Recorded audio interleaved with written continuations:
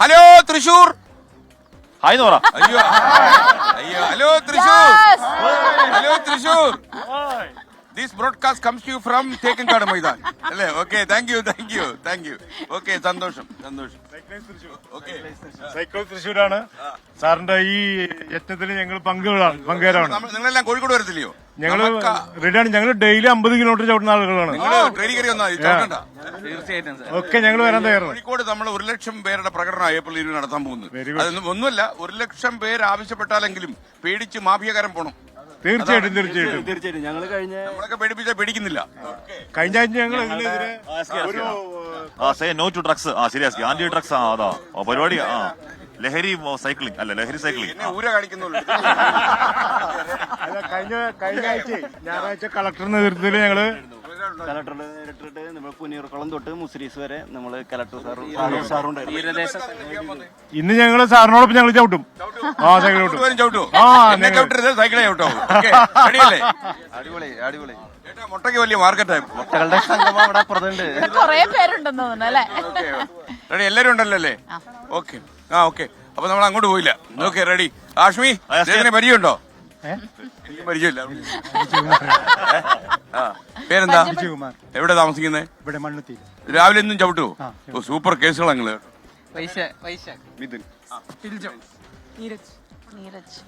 Player വല്ലോണോ? Say no to drugs എന്നാണ് അതിൽ എഴുതിയിരിക്കുന്നത് അല്ലേ? ഒരു പ്ലെയറിന്റെ മുഖം ഉണ്ടല്ലോ അല്ലേ? നല്ല ചിരി. ആരാ ആഷ്മി അത്? ആരോടാ സിമിലാരിറ്റി ഉണ്ടെന്ന് എപ്പോഴും ആൾക്കാർ പറയാ കണ്ടോടൻ? അത് അങ്ങനെയൊന്നുമില്ല, അങ്ങനെ പറയാറൊന്നുമില്ല. അയ്യോ, ഇപ്പൊ പറഞ്ഞിരിക്കുന്നു. ഒന്നും പറയാറില്ല. നമുക്ക് പൊളിക്കണം. Okay, no to drugs. Yes to healthy life. Yes to healthy life. Okay, അപ്പൊ ഇവരെ ഫ്ലാഗ് ഓഫ് ചെയ്യാം. ഓക്കെ, അപ്പം ആഷ്മി ഫ്ലാഗ് ഓഫ് പറഞ്ഞോണം. ഞാൻ 1 2 3 പറയും. Okay, ready? അപ്പൊ എല്ലാരും ready? Attention, ready? Hello Thrissur. ഒരു എനർജി പോലെ എന്തൊരു തൃശ്ശൂരപ്പാ. ഹലോ തൃശൂർ.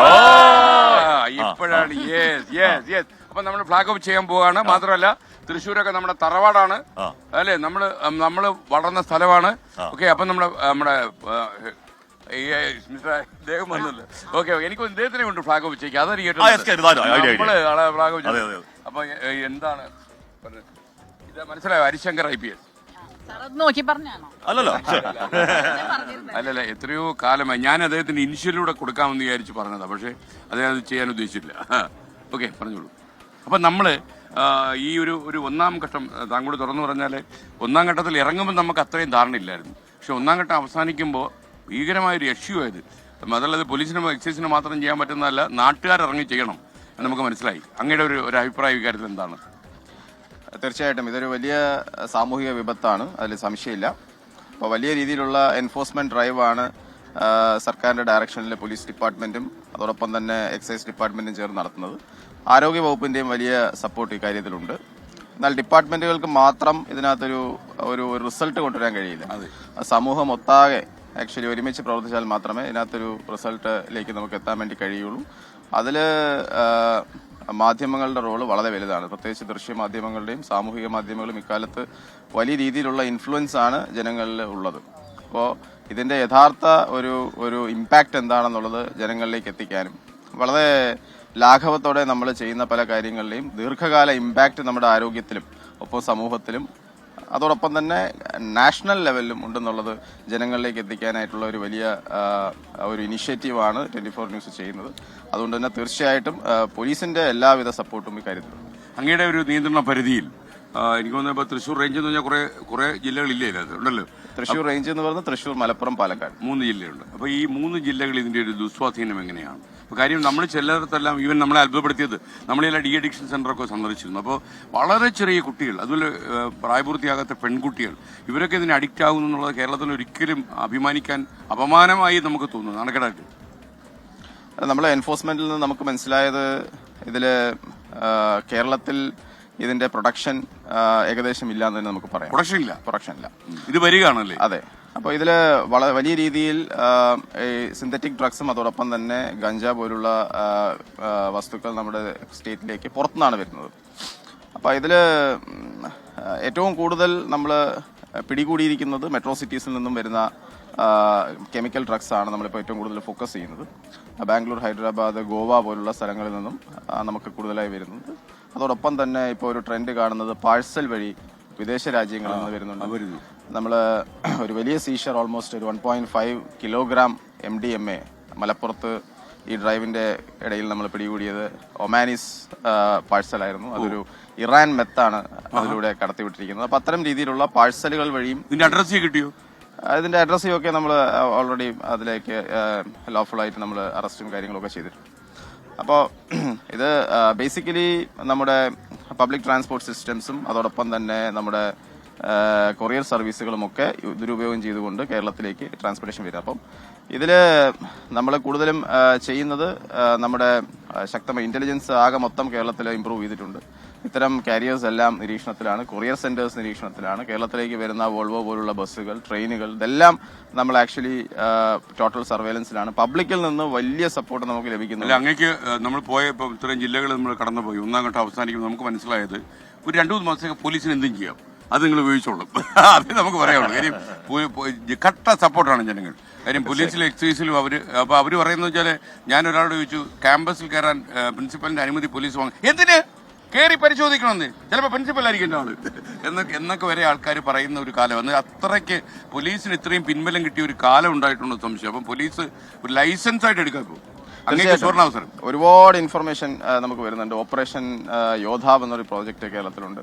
അതിന്റെ വാട്സാപ്പ് നമ്പറുണ്ട്.